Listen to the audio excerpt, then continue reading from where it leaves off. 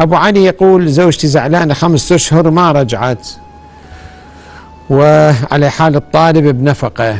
أولا زوجتك أنا ما أدري شنو ظروفها، واقعا ما أدري.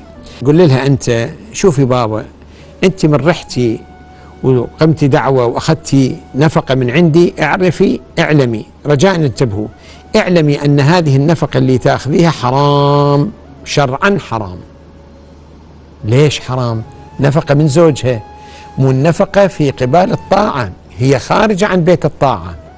لما المرأة تخرج من بيت الطاعة وتروح بيت أهلها زعلانة ما تستحق النفقة. النفقة في قبال التمكين والطاعة. أنت لا ممكنة نفسك وطالعة من البيت بدون إذن وزعلانة وأنا أنطي فلوس، فهذه الأموال حرام عليك أن تصرفي منها درهما.